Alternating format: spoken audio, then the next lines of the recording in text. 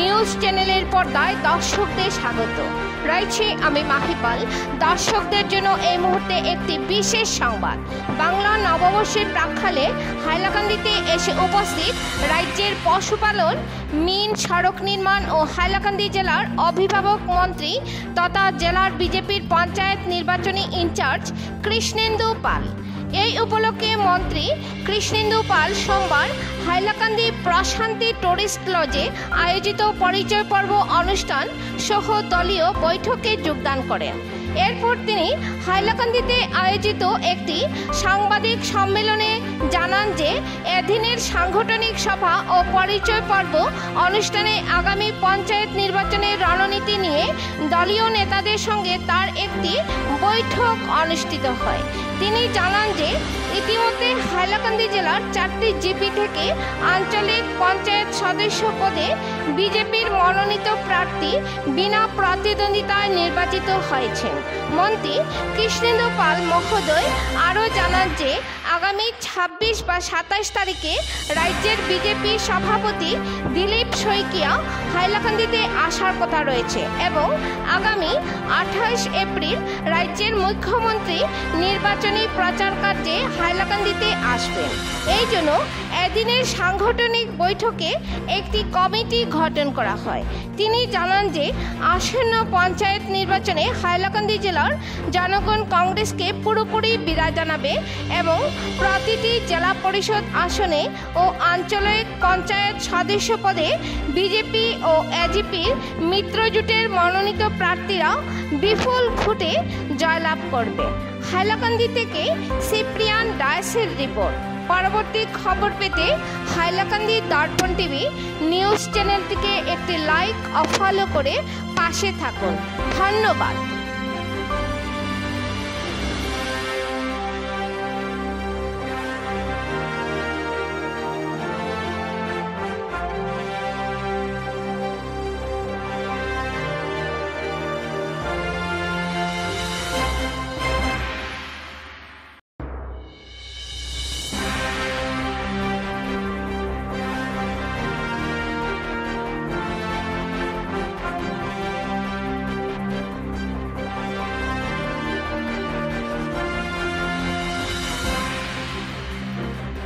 আজি ফার্স্ট আমরা সকলকে আমার গরু বিহু আজি তো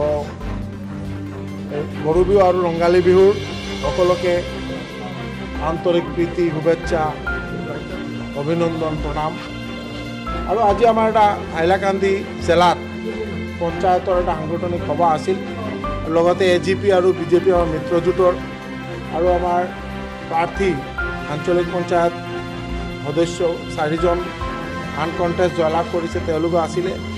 আৰু আমাৰ জিলা পৰিষদ 5জন, ভাৰতীয় জনতা পাৰ্টীৰ মনোনীত প্ৰাৰ্থী অকল জ্যেষ্ঠ শ্ৰেষ্ঠ নেতা সকলে মিলি আজি আমি কেনেকুৱা অহা পঞ্চায়ত নিৰ্বাচনৰ মানে নিৰ্বাচনী প্ৰচাৰ কেনেকুৱা হ'ব এইটোৰ ওপৰত ভিত্তি কৰি আজি সভাখন হৈছে।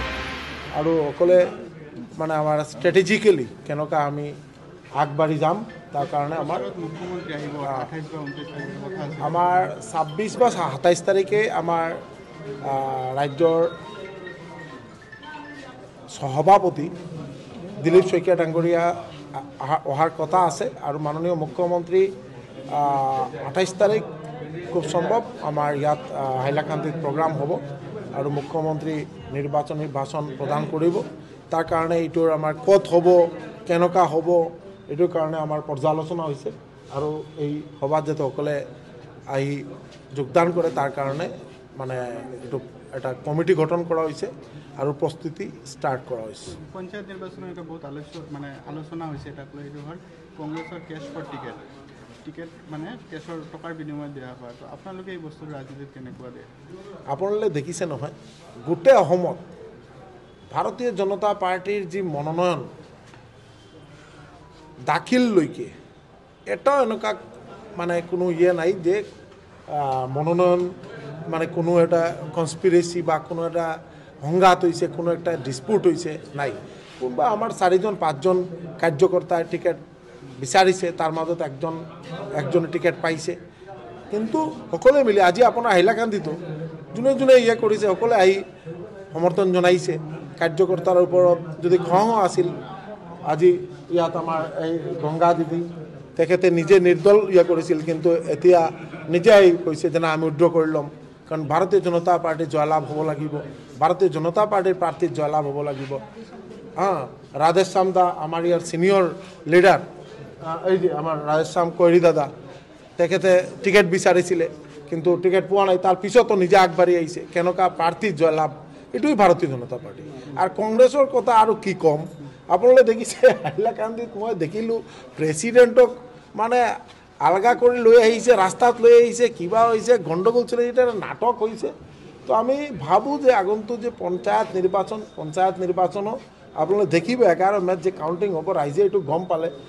আৰু এইটো একদম ফাইনেলি পঞ্চায়তক মানুহে ফাইনেলি কংগ্ৰেছক বিদায় দিব পূৰা অসমত।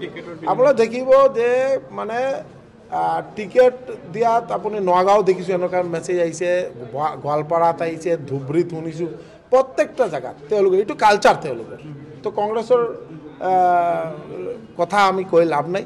আমাৰ হ'ল মানে মাননীয় মুখ্যমন্ত্ৰী ডক্টৰ হিমন্ত বিশ্ব শৰ্মা মহোদয়ে যি প্ৰয়াস, যি মানে যে অসমখন যাতে ভাৰতবৰ্ষৰ 5টা উন্নত ৰাজ্যৰ মাজত এটা ৰাজ্য হিচাপে গঢ় লৈ উঠে, তাৰ কাৰণে যি প্ৰয়াস চলাই গৈ আছে, আৰু যে সকলোৱে মিলি যাতে অসম ভাৰতৰ মাজত এটা বেষ্ট ৰাজ্য হিচাপে গঢ় লৈ উঠে, তাৰ কাৰণে সকলোৱে সহায় সহযোগ কৰিব লাগিব। আপোনালোকৰ টাৰ্গেট মানে কি, মানে ক্লিন চুইপ 8-0 নে 2-এটা দিব বিৰোধী?